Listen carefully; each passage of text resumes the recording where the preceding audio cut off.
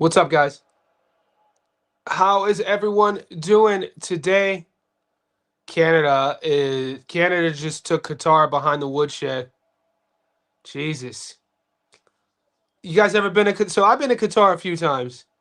The locals there pronounce it Qatar. It's spelled Qatar. It's a beautiful place. I love the United Arab Emirates, the UAE.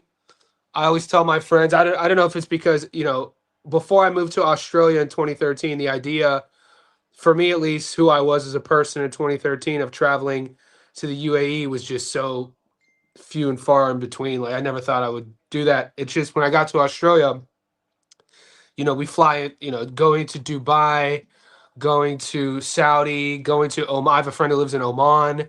The UAE is absolutely stunning, beautiful, clean, gorgeous. Make what you will of the politics. Either way, Qatar is getting that ass beat by Canada, 6-0. And the game's about to be called. So hopefully you boys in our Discord, in our World Cup football soccer Discord, picked Canada. The next game starts in an hour. Just to keep, I know we're gonna get to the boxing, but hey, we are a professional betting community. Don't limit us. Don't relegate the JSB insiders to just boxing. Our bread and butter is boxing, MMA, but more importantly, what we do better than anybody else, community. We have soccer, baseball, football, college football starting soon. It's kind of my sneaky go-to. South Korea plays Mexico in an hour. We're going to get this thing started. We're going to look at the odds. I got 3 tickets live. I told everybody that this is not a full unit betting weekend for me. It's just the action really, nothing's really jumping off the page for me. I gave. Are they fighting? If you got the game's over, Qatar got the brakes beaten off of them, and it looks like the boys are having a little scuffle midfield. I know Qatar had 2 guys sent off. So the JSB insiders, go to your YouTube members only section, and then the Patreons, go to the Patreon section. You should have. There's 3 tickets that are live. There's 2 boxing tickets. There's a knockout prop paying plus 442. There's a boxing money line triple playing plus 147. And then we did a UFC money line triple paying 124. 3 tickets. I'm probably going to give you 3 more today, and we'll see. We'll see what's happening. I've been picking the brains of our Discord, the sharps in there, about sort of these like C-level 50-50 fights. Guys, bet at your own risk, man. One of the biggest things about doing this long term is you don't have to bet on every single fight. Use your intuition. If this weekend or if a fight doesn't jump off the page for you, you don't have to bet it. Always keep that in mind. I see this happen a lot with our boys in the MMA Discord because the UFC, the way they present their fights, generally it's a 12 fight setup. Sometimes it's 13, or like a special event last week, the UFC fight White House, there was only 7. But usually the 12 fights are presented on your betting app one after another. So guys are doing their tickets and they're trying to get every fight right. And if the first fight loses, they're going to do the next fight. And they're going to do the next fight. I definitely vote against betting that way. There's no way to ever win consistently. Have boundaries. For each UFC card, I tell myself I'll do 3 tickets. I'll usually pick a dog. I'll do a money line. And then I'll do sort of if any fights jump off the page. Right now, I've done the money line. I'm looking for the dog. I'm this close to taking Hyder Emil. I like Christian Rodriguez. Both guys are coming off 2 losses in a row. Both guys need wins. Both guys are tough. And so I'm still kind of torn. So I see a path to victory for both guys. But with that being said, that's where I'm at. It's Friday, June 19th, 10:04 a.m. And here in Sydney, Australia, wherever you are in the world, I say welcome. Join our JSB Discord. The link is pinned in the comment section below. It's a couple bucks a month. You become part of our growing community. August will be 1 year. We just surpassed 530 JSB insiders. We go way past just boxing. We live stream fights in there. We live stream events in there. And so if you're one of these sports fans who just want to be part of a educated, research-based community, and the betting comes second. If you want to bet, you can bet. We don't force anyone to bet. So click that link. I'm going to take your questions. We're going to pull the odds up. Let's get it. All right. So Trent, what's up, Trent? Trent goes, Lyndon Arthur only fought 1 southpaw as a pro. Great stats. He's a southpaw, though. In boxing, you don't see a lot of Southie versus Southie matchups, but it is a good stat, and Trent must know me pretty well because I like stats like that. That was in 2017 against a boxer with a 16-41 record, but his opponent's not a southpaw. He's fighting Lewis Edmondson, a guy who turned pro in 2019 and only has 12 pro fights. I don't know. Maybe I'm old school. I know that's only 7 years as a pro, but it's like the generation I grew up in. The year you turn over, you want to get like I know guys who I know guys who had 10 fights in their first year. I think didn't Tyson have like 19 fights in his first 2 years going pro? Like this used to be a thing. You turn over, you stay active. You turn over, you get active. Lewis Edmondson turned over in 19. He's 11-1. That's not even 2 fights a year. Those are like UFC numbers, which is crazy. I know UFC guys are more active than that. Shout out to my boy Energy Johnson, CJ Charles. Charles came through the LFA as like a 31, 32-year-old, and he has like this is just off the top of my head. CJ might have 15 fights in the UFC in like a 3-4 year career. So I'm pretty sure Edmondson's an orthodox fighter, though. By the way, I still favor Linden. Oh, I thought Edmondson was a Southie. I could. Oh no, he might switch, but Lewis Edmondson is an ortho. Mikey Melbourne in the house. Sup, Johnny? Did you see Troy Williamson's doing it? Yep. No, he's fighting Callum Simpson. He's fighting Callum Simpson. Callum Walsh is Hollywood Fight Night. Callum Walsh is Dana White's golden boy. Callum Walsh is the kid that Dana White thought was going to be the Conor McGregor of boxing. Callum Walsh, to me, really hasn't panned out. They're pairing him tougher and tougher. We'll see. I do my best. If ever I speak derogatory on a fighter, it's usually based off of hype. It's never really based off of a, you know, me acting like a casual. You know what I'm saying? Even a guy 10-42, you're never gonna hear me say he sucks. Like, are you kidding me? Am I out there fighting?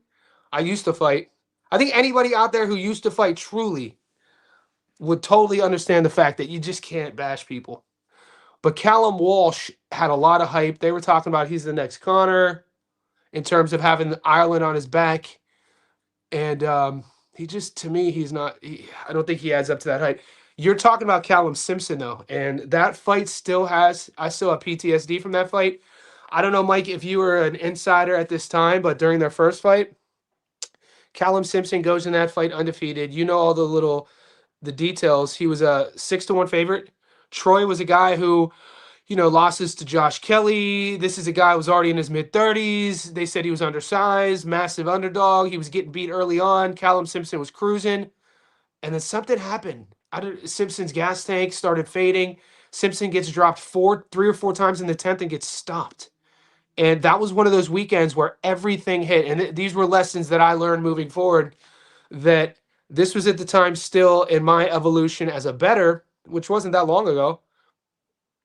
In terms of, I've been betting since I was a kid, but in terms of sharing bets and people joining our community to see who we're betting on, I was still creating multiple tickets with the same guy on it. You know what I'm saying? I don't care if it's Shakur fighting Josh Padley, and I'm using that as an outlier example. I don't think it's wise to put the same fighter on, if you're playing 6 tickets, if you're playing 5 tickets, you want to minimize the risk of a misstep and all of your tickets being burned by one fighter not showing up or having a bad night. And I had Callum, everything hit that weekend. UFC came through, boxing, there were like 3 cards. The Discord will remember this. And everybody needed was Callum on the money line. And it was a beautiful weekend, and he got stopped. And the Discord went into a full implosion. N-bombs were thrown out. The hard R's were thrown out. F-bombs, racial insinuations, call-outs, DMs to street fight people. R. Kelly's albums were playing in the background. People were barbecuing. Cats were stealing each other's golf carts to go to the stove. It was one of them. I'm not too excited about the Troy Williamson Callum Simpson rematch. I have PTSD from it. What's up, the one Tay? Julius, I saw you on Gary's live stream. You said there was the outcast was acting crazy. Gary was acting crazy. He really thinks that Gary thinks that Magnesi is that dude. It's crazy that he talks so much trash about one fighter, and then on the other side, the fighter he's siding with, he acts like Magnesi is pound for pound. I don't see it. I think I rate Gardner. He said Magnesi's more athletic than him, and these things. I don't know, man. Ryan's going to be tough to beat in Southampton, and I don't think it's going to be close. We'll see. You were also saying you like Lewis Edmondson to beat Linden. I don't know. I don't know if I agree with you. I think Edmondson. I think Lewis. Neither guy does anything exceptionally well. Experience, Lyndon Arthur. Better resume, Lyndon Arthur. When we're looking at the physical tools, Lyndon Arthur, in my opinion, has a better fight IQ. He could use the whole ring. He doesn't mind fighting off the ropes. He has a better jab. I mean, what's Edmondson going to do? He's gonna use that sort of reflex style and win rounds, maybe because Lyndon Arthur does disappear, and I know that you said that you feel this is a one of these fights where one guy's 35, it's the next in line sort of thing. But I don't see it that way. I don't think people rate Lewis Edmondson as the next in line. I just see this as like a fight to add value to a fight card, and I don't think either side is going to get sort of favorable scorecards. So with that being said, I mean, Lyndon Arthur, if Lyndon Arthur can't beat Emerson, it's time to hang him up. At least have 3 a year, if not why. But yeah, I don't know, man. And this is something that I know there's not, depending what country you come from, the boys on the live chat with Gary and Julius were talking about how Johnny Fisher could sell out a stadium, and this guy, if he lived in America, wouldn't be able to sell out an auditorium. You guys are missing the whole point. That's not that's like comparing apples to oranges culturally. When you look at total mass population, you can't compare a British boxer with an American boxer and then compare a skill set and wonder why a guy who's as skilled as, we'll say, Shakur Stevenson wouldn't be able to sell out an arena, other than, he wouldn't be able to go to like Florida and sell out an arena. He's American, North America. He should be able to go anywhere in America. And you look at a guy like Johnny Fisher, this guy's a C-level heavyweight. He could sell out his hometown, the Romford Bull. It's because population and then attention. Look how many pro sports and the love affair Americans have with pro athletes. You know what I'm saying? In Britain, it's like soccer, a little bit of rugby, and boxing. America, you got so many other things to do, and there's so many other people. So I think that has a lot to do with it. You can't compare their skill set and then use that as an argumentative point on if Johnny Fisher wasn't in Romford, he wouldn't be able to sell if he grew up in New York. Of course not. They're two different things. You know what I'm saying? You have to appreciate one for the other. You can't use them to debate. With that being said, I love British boxing. I love that aspect of it. I love that you could watch it. Dude, Nathan Heaney, punk ass Nathan Heaney, freaking would sell out in his place. He's famous. He's probably more notorious for his walkout than anything else. You got that. That's what makes boxing great. Things like that. You know what I'm saying? But I remember when Teofimo Lopez fought Steve Claggett didn't he fight Claggett in like Miami? I think I said a couple weeks ago it was Kareem Royale in Orlando, but I think he fought him in Miami. Like you're looking at the production and it's like the cameramen are only showing like the ring and then one row, media row, and then it's dark because nobody's there. This is Teofimo Lopez. This dude should be selling out arenas, but it's Miami.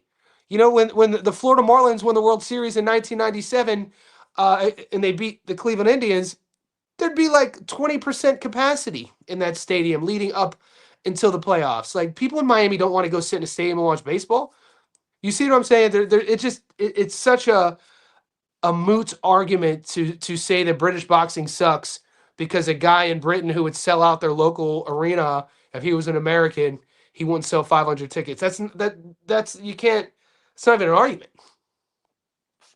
Lyndon's not a southpaw. Word up. Holla at your boy.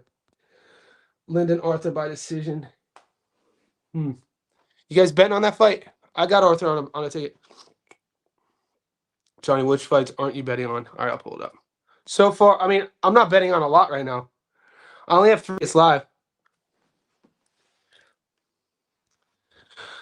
I'm not betting on any of those Golden Boy 15-1 tickets. I'm waiting for Wednesday. I'm going heavy on Wednesday. I'm going heavy on the Australian card. I'll break these down and tell you who I think is going to win.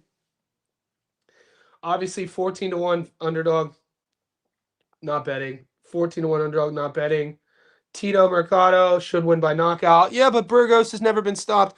Tito Mercado, this is another thing, man. Tito Mercado getting signed. He left Matchroom Misfits now. I mean, this kid needs better promotion. There was a time, though, where we said the same thing about Boots Ennis. Not that long ago. I did a video about the thing that was holding Boots back was the lack of a promotional company, and then in stepped Eddie Hearn. And in the next year, Eddie sold out that arena in Philly for him, which was great. And it's been, to the moon since. I think Tito Mercado is marketable. I like him on the microphone. He's mean. He talks a lot of shit. He has a fun, fan-friendly style. He's fighting an old 38-year-old Burgos who's never been stopped. That fight's 100% put there for Mercado to go viral. So, will he do it? He's going to try to do it. No props. He's going to try to do it for sure. And then he's going to sit and call everybody out at 140. He's going to call everyone out from Shakur to Teo. Everyone on the channel knows Tito Mercado. You know how he operates. I'm here for it too.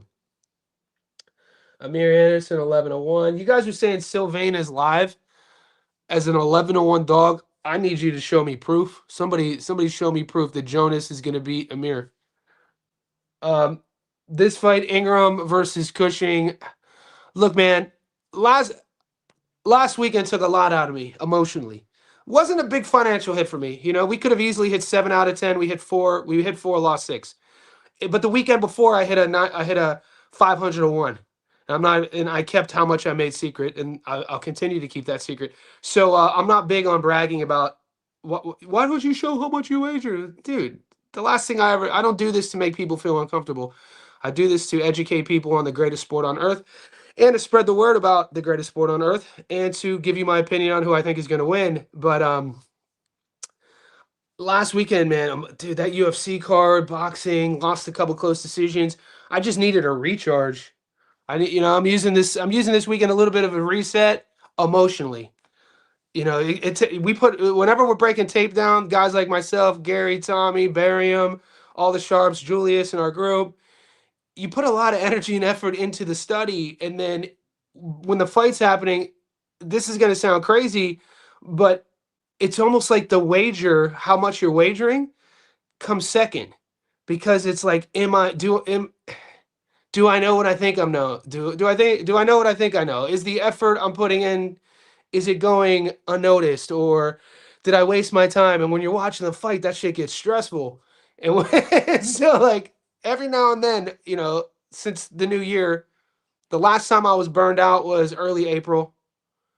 This is mid-June, so I'm kind of recharging. So it's a great question. I'm not betting on Ingram and Cushing. I know you guys, a lot of the boys like Cushing. I'm not betting on it. And it has nothing to do with either fighter. I know Ingram is isn't he coached by Coach Cal? I think Ingram's coached by Coach Cal. Devin Cushing. Both guys are kind of guys who are working on fulfilling their potential, I guess. I do have action here. I threw this, not emotionally invested in literally any of these fights, though.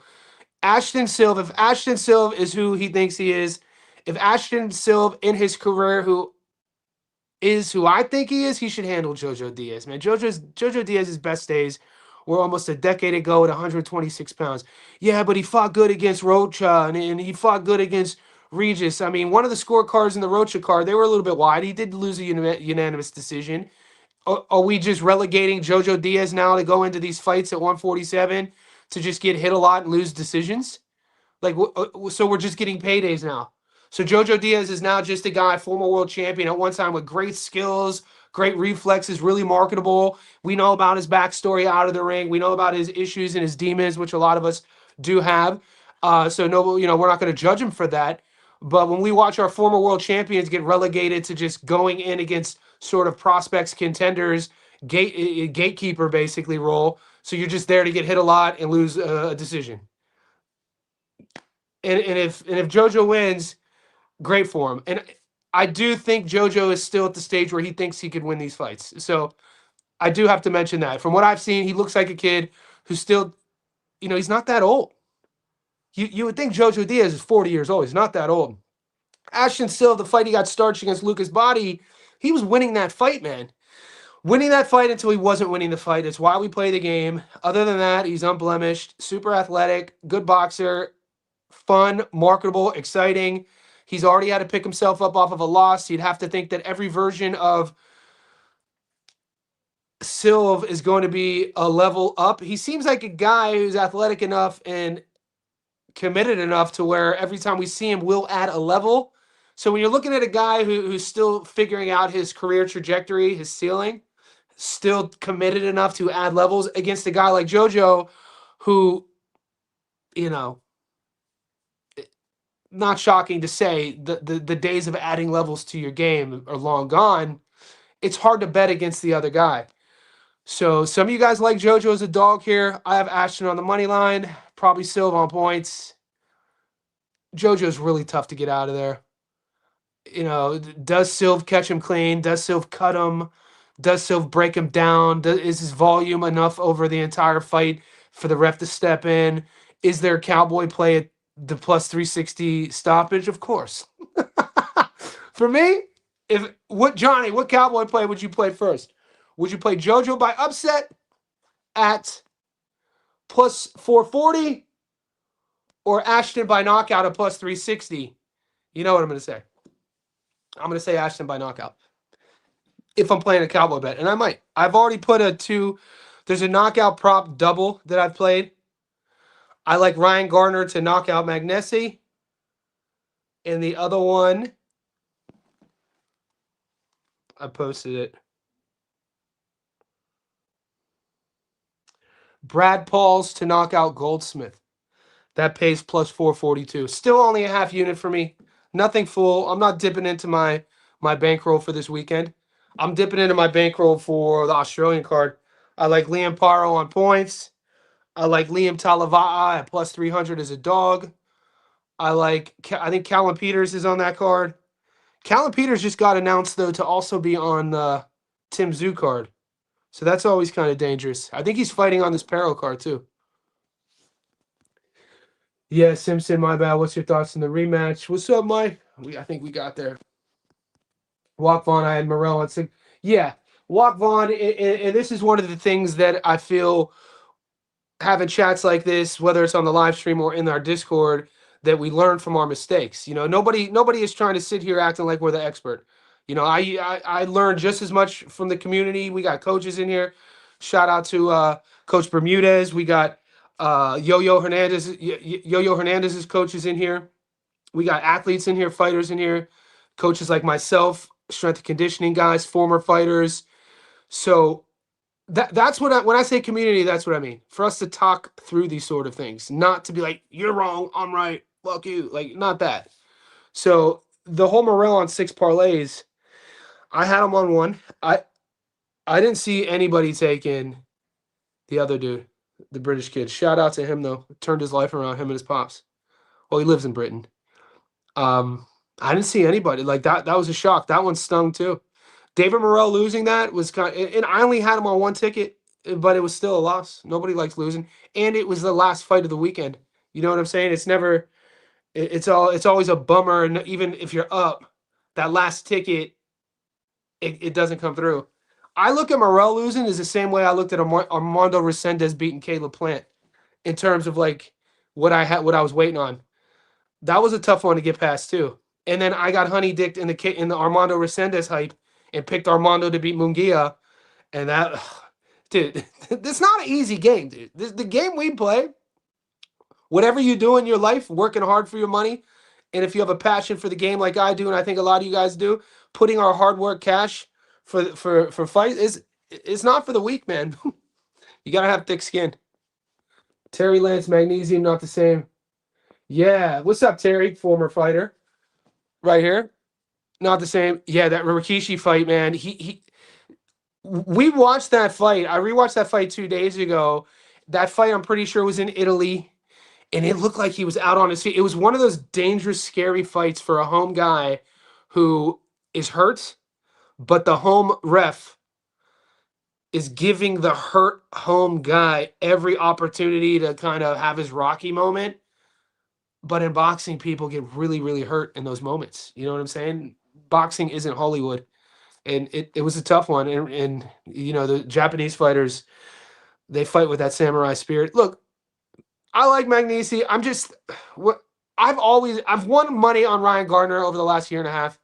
And so when I'm weighing the options on anybody who says that there isn't a little bit of superstition that goes into this would be lying. There is. There's a little bit of superstition, a little bit of recognizing patterns and trends. And then the other, part of the diagram is how much you know, what you're seeing, who you know, how much you've seen, that sort of thing.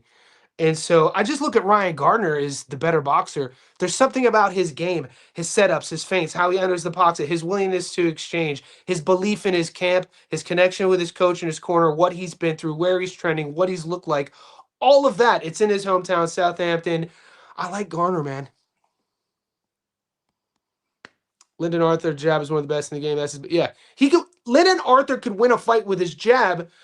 Lewis Edmondson is going to win his fight with his mobility, his footwork. I think Lyndon Arthur, I mean, I have Arthur. I think 71. I got him at 71% return. Yeah, we got you. Youngin, what's up, buddy? The Parlay King, the Moonshot King, the Moonshot Gorilla. Go to the Discord, check out Youngin. He puts together these people who say I was a guy who was a hater on Moonshot Parlays. Shout out the boxing fan. He's a JSB insider. He tried getting me to do these Moonshot Parlays months ago, and I was like, dude, that like 100 to 1 odds, right? And I started doing them just 3 weeks ago. When I finally hit one, I was like, oh shit. And then I see Youngin. This is Youngin's bread and butter. Like my bread and butter are the dogs, and then finding plus money tickets usually valued at like plus 200 to plus 400 consistently. At least the tickets I'm searching for is we're going to double our money, right? Risk with it, but not a lot of risk, okay? This dude, go to our Discord and check out his slips. Some guys have an eye for. Some guys have an eye for 50%ers. Some guys have an eye for quarterly parlays. I know. Shout out to Tommy Ranone. If you knew how many tickets he would send me that have like fights from like 4 months ago on them. So everybody has their own style. Everybody has their own strategy. Youngin, man. Moonshot guy. Change your name. Arthur versus Edmondson winner gets fed to Whitaker.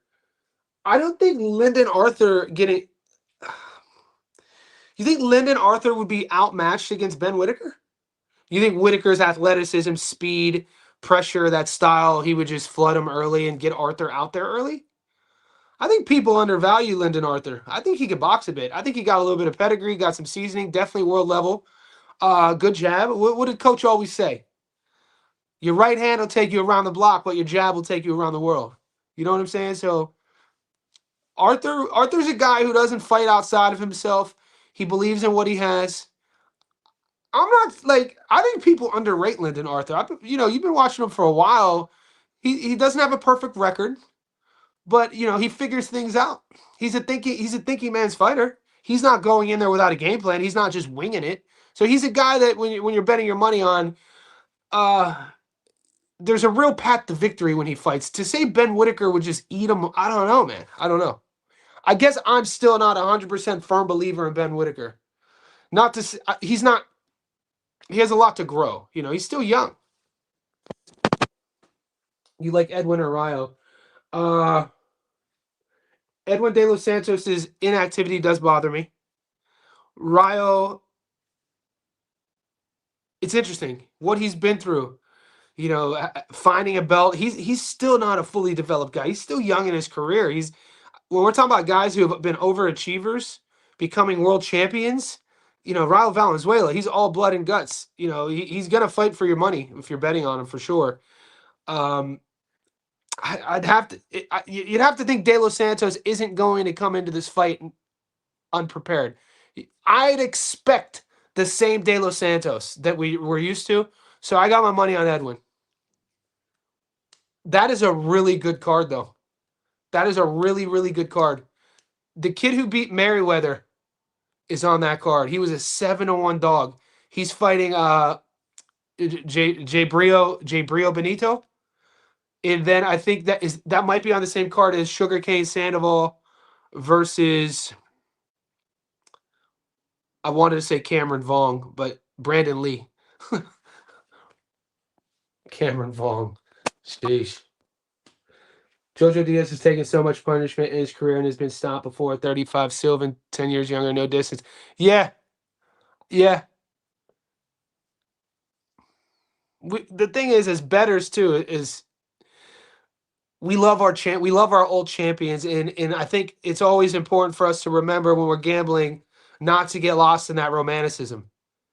Sometimes we see the best of us get lost in the romanticism. Gary taking Thurman over Pandora.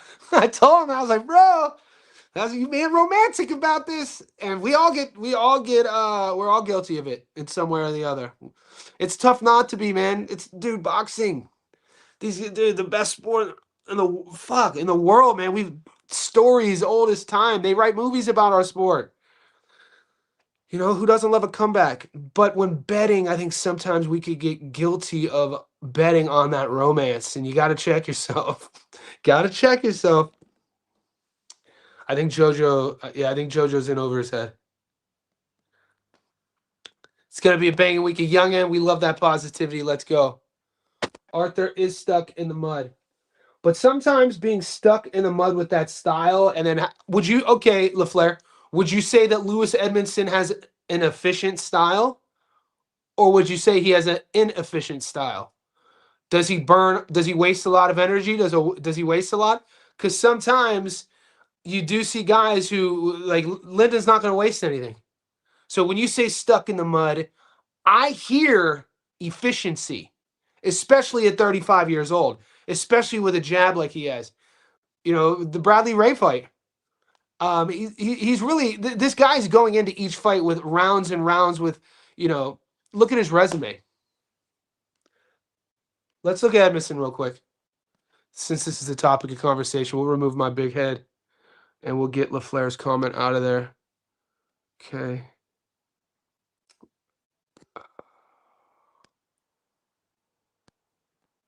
All right. So this is Lewis Edmondson. 11-1, 3 knockouts, 12 pro fights. He's 30 years old. 6'1" Orthodox fighter. He turned over in 2019. 4 rounders. He fought his first 8-rounder 2 years ago. And then he went straight to 12s. Dan Aziz. I thought Dan Aziz beat him. Just to let you know, we just saw Dan Aziz fight. Dan Aziz just lost to Craig Richards in Africa. I thought Aziz beat him. I gotta be honest with you. That's his biggest win. There is a argument to say that he beat Daniel Lapin, but on record he didn't. So maybe those fights cancel themselves out. We just saw Lapin get starched. Lapin's not who everybody thought he was, but you could say that Edmondson beat Lapin, but on paper he didn't. So so you remove Lapin and Aziz, Lyndon Arthur, and he's going right to Lyndon Arthur. So the matchmaking here.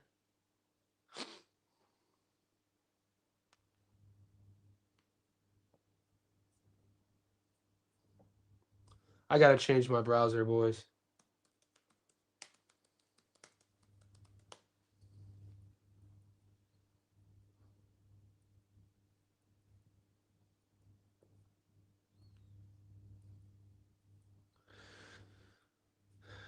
Why did I misspoke? I think I said Lyndon was a Southie. He's an Orthodox fighter too. Arthur, this will be his 29th pro fight. 29th pro fight compared to 13th pro fight. 25-3, been stopped once. 16 knockouts. 6'2". He's a more experienced guy. A couple years older, more tread on the tires, a little bit taller. Beats Bradley Ray on points. Got dropped in that fight and then fought his way back. Loses to Anthony Yard in Wembley. Beats Liam Cameron. Loses to Bivol on points. So like gets knocked out against Anthony Yard. Had a trilogy with Yard. So he's best known for his trilogy. He's best known for his trilogy with Yard, and then going the distance with Bivol. Bradley Ray dropped him early, but then he figured out how to win that fight. He figured him out. You can't stand in front of Bradley Ray. Bradley Ray wants you. So you say he's stuck in the mud, I would disagree. If he was stuck in the mud, Ray would have finished him. He uses the ropes well, uses the entire ring well. He has good distance management. He has a good jab, dude. He won that. He beat Bradley Ray with his jab, and then he started sitting down on his backhand. So with Edmondson, I just don't see him beating. I don't think he's a better boxer. I don't, he could with output. He'd have. Is it 12 rounds? It's a question mark here. Usually, is it for any sort of belt? This probably is a 10-rounder then. I don't know. Maybe you guys will know. There's a question mark there. But, Lyndon Arthur does have, these laws where he's not throwing a lot. Who will have the bigger moments? I have this fight on a parlay. Nothing heavy. A triple. It pays like plus, I think, 200. So 77% return. Depending, whatever way you like. If you like Edmondson money line, he's a dog. You're going to get good money for your return. If you like Lyndon, great money for your return. So I'm not going to talk you out of any of those bets. For me, I don't know if Edmondson is the guy for me in terms of beating Lyndon Arthur in a fight.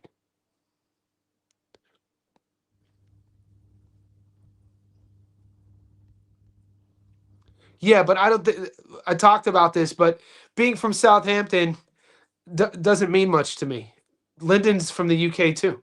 Just because it's his hometown, it's not like he's going to have 3 judges from Southampton. It's not like Lewis Edmondson is a guy that they're looking at, as a world champion, that they're he's not being protected by no means.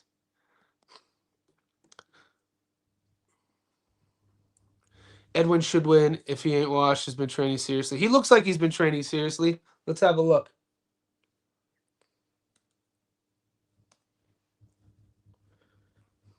Let's have a look real quick.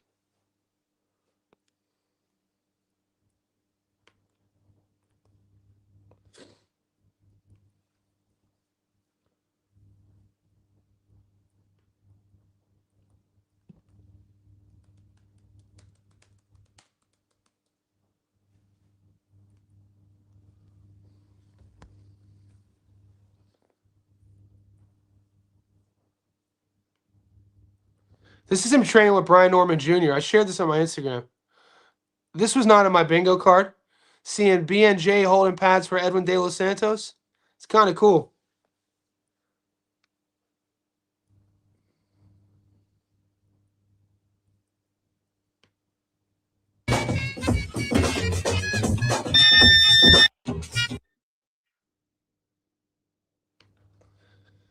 I'd like to see if they're sparring. I'd like to see what that sparring looks like. De Los Santos versus Norman Jr.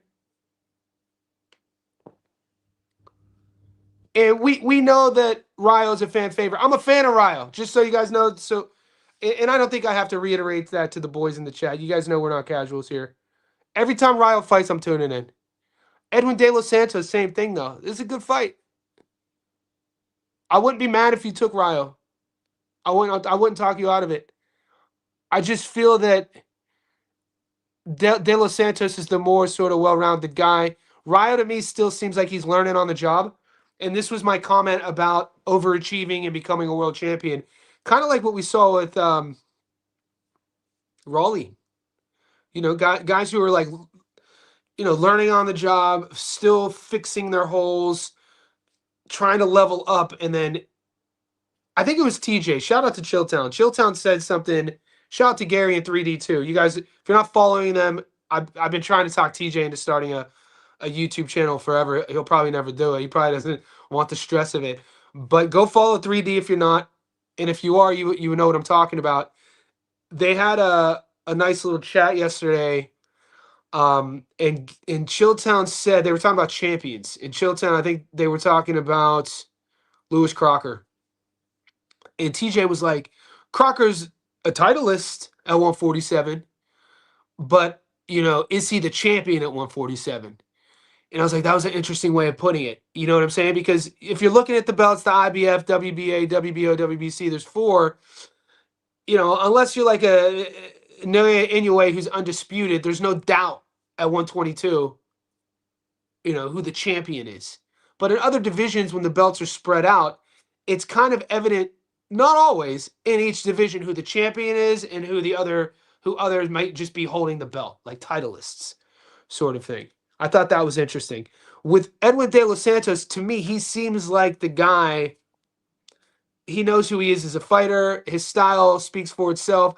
Ryo still kind of gets in there and sometimes has to learn from his mistakes. You know what I'm saying? So I do like De Los Santos. I think the odds are great on each side, whichever way you like. It's a fun fight, fun card. Shout out to Zuffa. Ryo changes the style every fight. I think. Yeah. Guys, we're all in this together. Like, I'm not even reading your comments. I'm reading them after I riff. Exactly. This is kind of speaking to my point. I agree with you. Don't like Arthur's chances if it's a close fight in Emerson's hometown. I'll live with it. I'll live with it. I understand because we have made political bets before, and it's paid off. But those political bets usually align with the promotional company. The most recent one, Albert Ramirez getting the crazy decision over our boy Richards. But we knew going into it, it was an Eye of the Tiger card. We knew about the promotional A side. We know about Top Rank promotional A side. That's promotional politics. I will bet every now and then you got to talk about it. I will lean the promotional A side, town A side. I don't think it's the same thing. I don't think Lewis Edmondson's not a guy they're moving like they were moving Dalton Smith. You know what I mean? Dalton Smith is a guy for years now, and he obviously we know with his great fight against Subaru, who was a world champion. Dalton was in a couple close fights when he was younger. I'm not saying that there's fights that he should have lost, but I'm saying in that example of a guy like Dalton with that much shine on him and potential, that would be sort of an example where maybe in a close fight judges would side with him. I don't think Lewis Edmondson's that guy. And, both guys are Brits. USA versus Australia tomorrow, Johnny. I'm sorry, but come on, you fucking Aussies. All right, I got to be honest with you. This is in relation to the World Cup. And just so you know where I stand on this. When I was in America, I lived all throughout the country. I left home as an 18-year-old, lived in Pittsburgh, lived in Myrtle Beach, South Carolina, lived in Youngstown, lived in Las Vegas, lived in Orange County, California, Long Beach, California. And that was my life experience in my 20s. And then at 30, I moved to Australia. And up until then, I traveled the world, been all around. Sydney, Australia, where I choose to live. And I've been everywhere throughout, Sydney's my favorite place in the world. It is. And I can list you a list of 10 things on why. Everything from the peace of mind, the safety, my quality of life, what I do for a living, how my life changed when I moved to Sydney. So many of these things that you guys probably don't care about. I love Sydney. And as an American, when I lived in America, I was never patriotic. My brother-in-law's in the Air Force. I wasn't anti-American at all. I'm very grateful of where I come from. It wasn't until I moved here until I became patriotic with America, because I have an accent here. And we know about how sort of toxic political landscapes have been since 16. And so there's been moments in my life here where people hear my accent and they think a certain thing. And so that's had to put me on the back foot and be like, I know, you know what I'm saying? So I've never been more patriotic. And so for America. And so, My brother-in-law flies airplanes in the Air Force with his name on it. He's been in the Air Force since 2001. He's a pilot. And I was torn up until yesterday on Instagram when I saw Aussie fans in America shit talking. Aussie fans in America spreading like liberal propaganda, like alt left progressive liberal propaganda. And I was like, fuck that. Let's go, America. Let's beat the brakes off these boys. So that's where I'm at. Hell yeah. So I was on the fence. I was almost going to cheer for Australia up until yesterday. My whole Instagram feed was these Aussie fans in America talking shit about America. I was like, fuck that, dude. Let's go, America. Beat the brakes off these boys. So that's where I stand with that. Yeah, so the Mexico game starts in 14 minutes. I got it on right here. I got the TV here. I got a box at 12. I just got a whole pass and then for a client. And then I'll have this on in the background. Oh, I'm not on. Edmondson was more critiquing Arthur. I just don't believe. Yeah, I agree. Yeah, world class. I mean, never became a world champion. Fought at the world. I mean, when you fight Dimitri Bivol, like there is an argument. I know there's some. I know that Terry Lance was a fighter. I think he fought at 135, maybe lighter weight classes. Terry would probably be able to answer this more than me, considering he was a pro. But there is an argument to be made. When you fight for world titles, you're at the world level. He fought for world titles before, mate. Do I see Lewis Edmondson fighting for world titles? No. So whether you believe it or I believe it or not, the facts are the facts. This guy shared 12 rounds with Dimitri Bivol.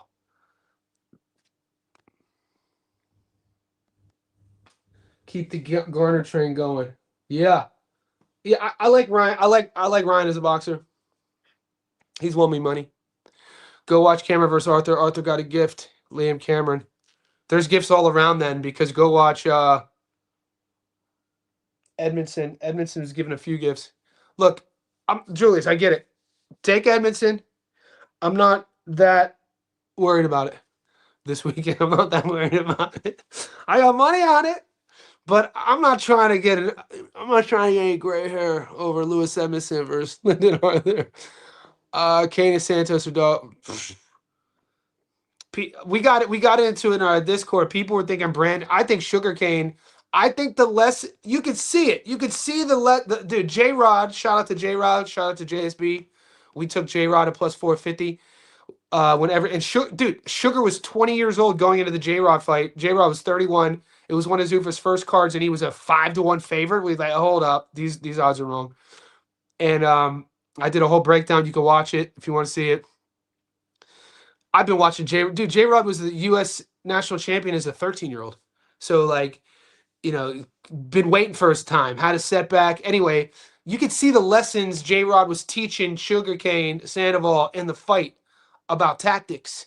And then if you follow Sandoval's Instagram, you're not going to really remember him walking around with a six-pack. He kind of, a little bit soft around the core. He's walking around. He seems motivated. I like everything he's been saying since that loss. All of his actions. I like how he's been moving. I've never rated Brandon Lee. I really like this fight for Sandoval. And we're getting Sandoval plus money, dude. Are you saying Sandoval's a dog here?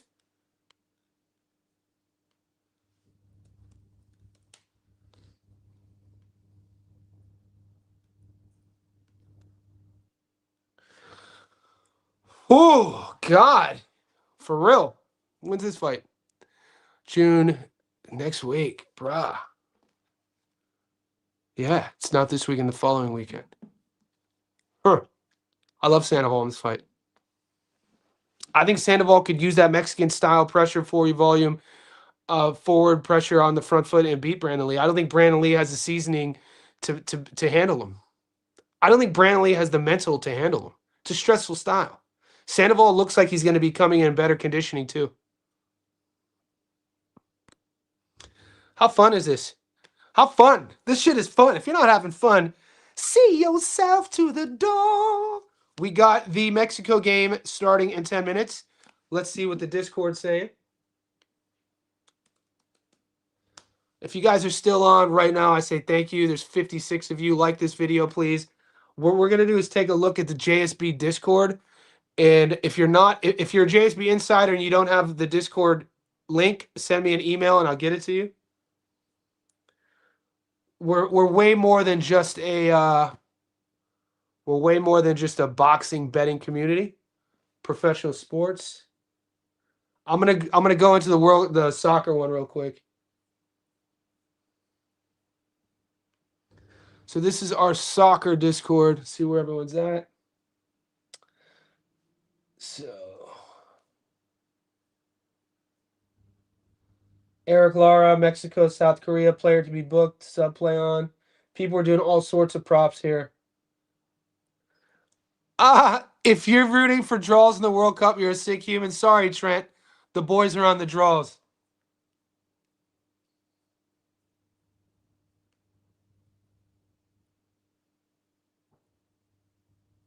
Mexico, South Korea. He's thinking about wagering. Did anybody hit on Canada? And they won 6-0. There we go. Nice little hit. 28% return. Canada on the money line. 2,000, 1,571. I mean, that's a 28% return against Qatar. I like it. If your bankroll, that's a nice bankroll, Ranver. Good hit. Easiest 500 bucks ever.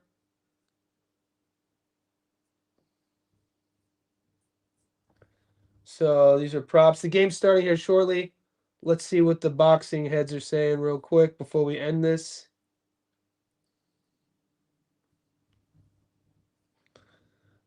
Gorilla thing. All right, we got some. Gorilla's out here wild. He says he thinks JoJo could get the knockout. He might be trolling. He might be trolling here.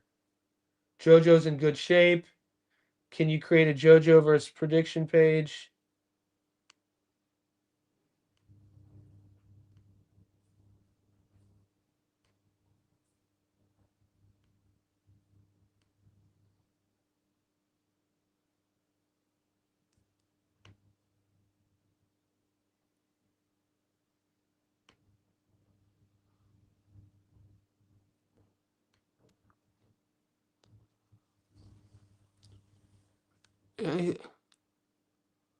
You guys seeing anything here? I see a 3-inch height difference. I see a 10-year. How much old? How old is JoJo? He's way younger than I thought he was.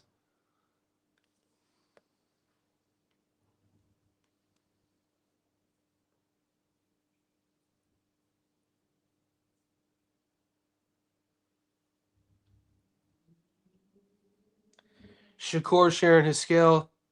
All right, guys. Any other questions on the odds? Any other questions with upcoming fights? I'm gonna go live tomorrow morning. The Korea game is about to start. If you guys ever been to South Korea, in my opinion, some of the hottest women in the world is South Korean. That's all I'm gonna say. If you could get to Seoul, Busan, go. Go. I love South Korean women. They're playing Mexico. Little side quest. Wizard in the house. We got a new JSB insider. Wizard just became a member. Send me an email. My email is on the YouTube channel. It's just my name at iCloud. I'll send you the Discord invite. Ingram by knockout. So are you going against the grain here?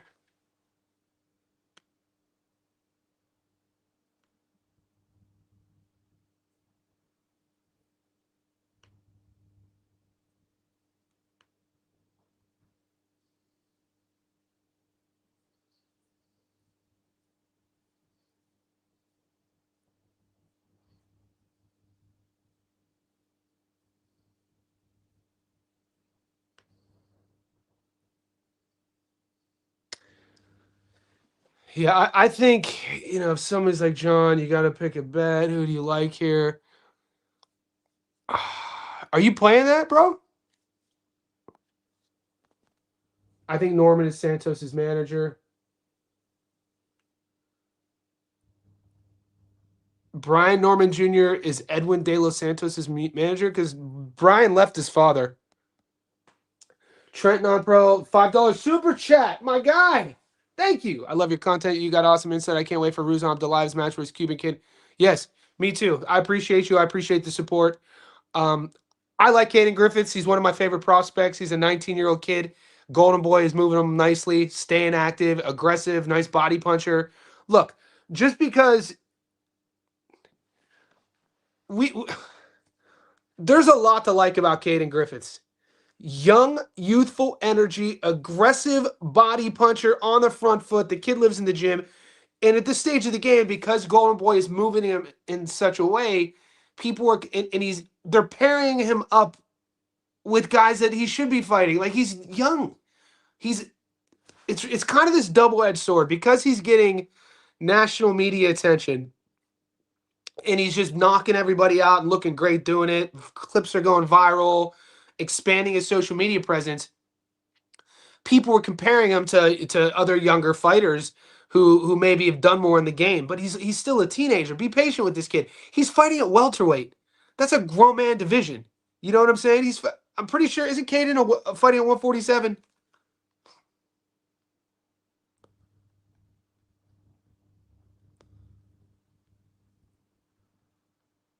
I misspoke on the Southpaw comment. I want to double check.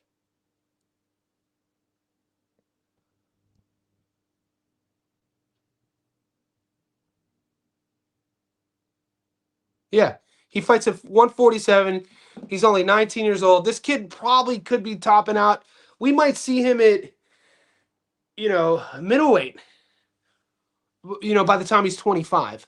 So we're watching, like, at this stage of the game when we're watching a teenager who's signed by Golden Boy, you're watching him for his potential. He's one of my favorite young fighters to watch. Josh Edwards is on the card, Olympian, heavyweight. I know a lot of people didn't like his last performance, but up until then, he looked great.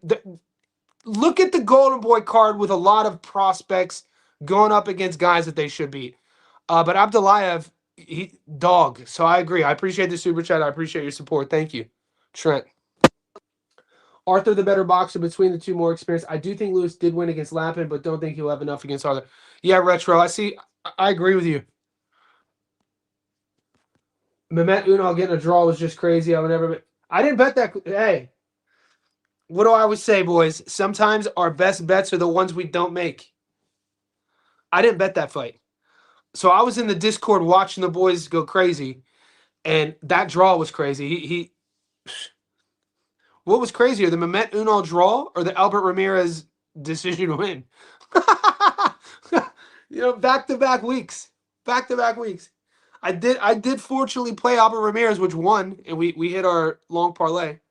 But something was fishy about Mehmet Unal fighting another kickboxer, and I didn't bet it. And it was a draw. And in my book here in Sydney, the draws lose. So I lucked out with that, not betting it. And right now, if you're not seeing any tickets, there's only 3. I'm not betting it. So we'll see if I do. USA versus Australia, Zoo versus Spence. Yeah, buddy.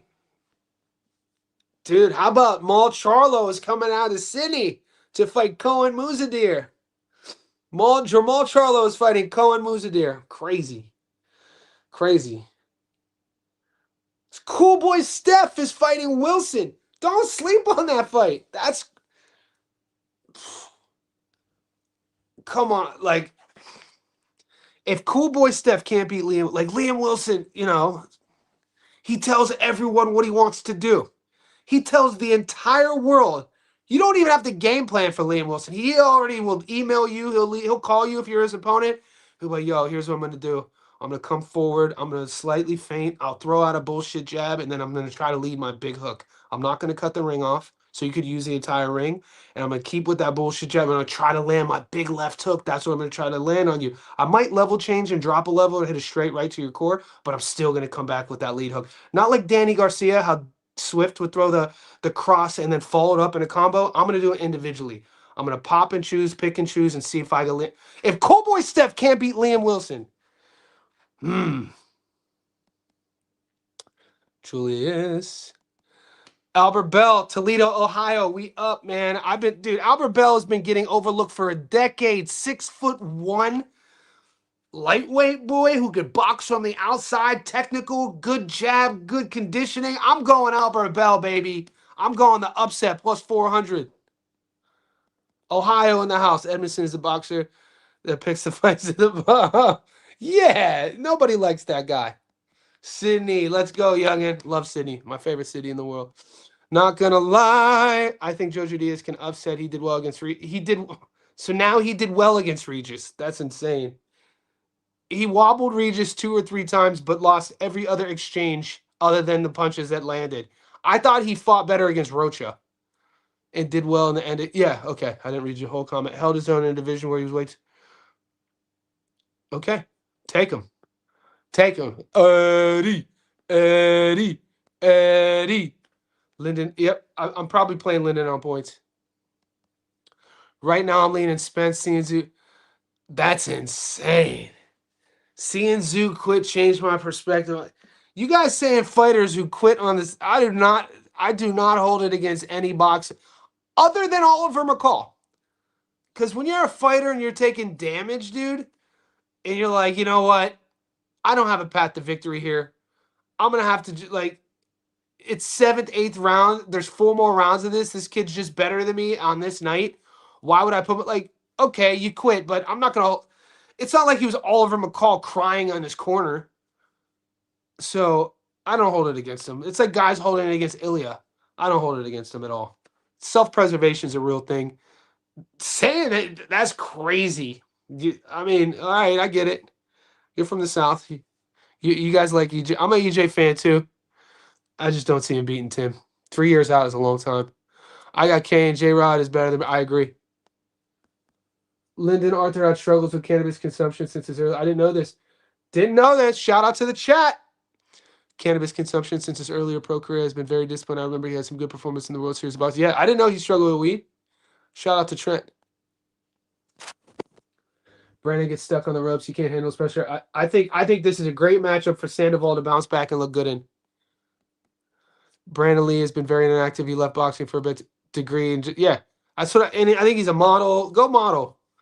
You're going to be in there with a real dog, a young, hungry dog in Sandoval who's coming off an L. Johnny Mags, what's up, brother? Salute. Salute to Seattle. Seattle in the house. Julius, I'm with you on the pick. I felt what Johnny said when I watched Spence's interview with Andre Ward. Yeah, I mean, EJ was talking about how he's retiring. Didn't you already retire? Like, aren't you retired?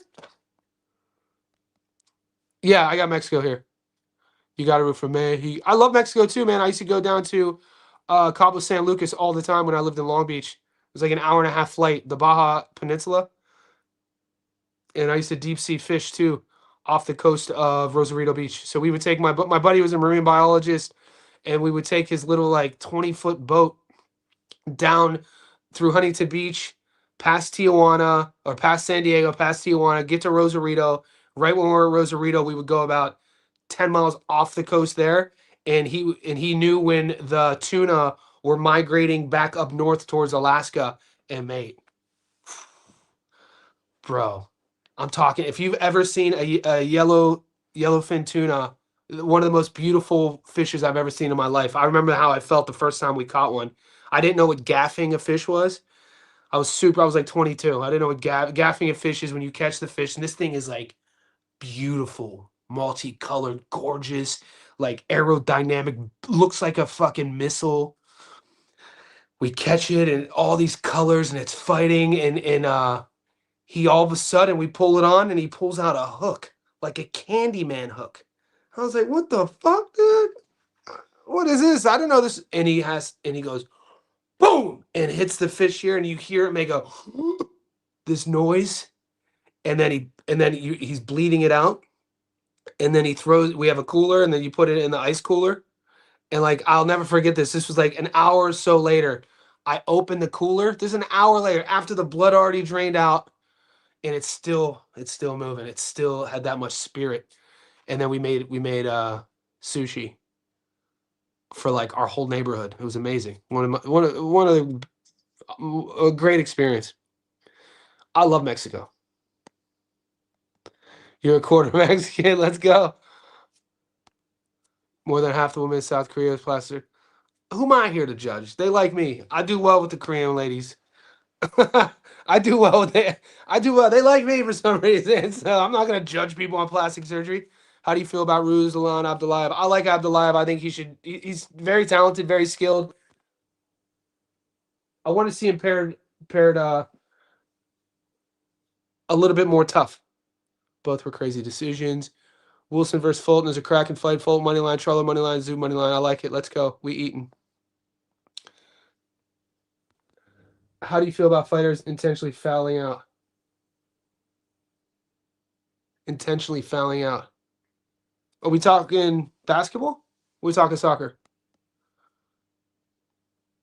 Super chat. Trent, appreciate you, brother. I saw an interview with Caden when he was only 13. He was sparring with the Uzbeks. Yes, yeah. So I heard of Caden probably when he was 16, sparring with Israel Madrimov. So when I was doing my deep dive on Madrimov, getting ready for the film study, when Madrimov fought the fight before Crawford, when he fought for I think it was the WBA belt. The guy he fought, his name is slipping my mind. He just fought like a month ago. And I was like, who is and then through my film study, it's like, his sparring partner is 16? Who's this kid? And it was Caden Griffiths. And I was like, asterisk by the name. So what I do, so when I'm doing film study, I write everything down, all my notes here. And then I always review him. Crawford.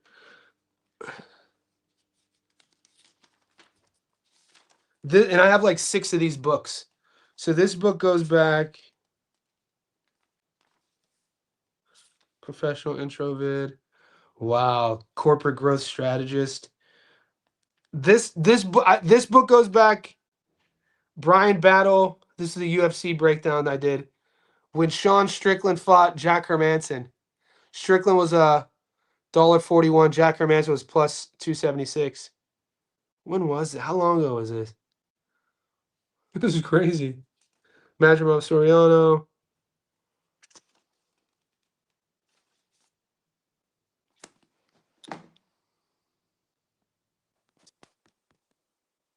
I agree. Well, finish. Yeah, I wouldn't call myself a fisherman. It was intense. Kayla Gomez is making her debut. Shout out to Frankie B. White Sandoval, Ruslan Abdullayev, Mir. That's pretty awesome. I think so. Close fight. I'm off boys season. Guys, I have to run as well. When a guy's losing, he just goes low, headbutts blatantly. Gets... Oh, yeah, that's a whole different thing. I'm not for that, bro. Yeah, that's a whole... That's like disrespect for the sport. You know what I mean? That's disrespect for the sport. Yeah, I'm with you. I was sure going to remember him after seeing that interview. I aspired to his organizing older. Thank you, brother. There's areas in all of our lives, no matter what we do, where we could excel and level up. And for me, when I was maybe 12 years ago, 13 years ago, I knew that I needed to get organized. Organization for me has helped me evolve and level up in so many areas of my life. And it sounds simple and rudimentary, but writing things down, having a plan of attack, strategizing, executing, and then that planning will also hold yourself accountable. If you're competitive in any way, if you care about your full potential, it'll help you out. I'll see you guys tomorrow, man. Best community in the world. JSB Insiders, we up.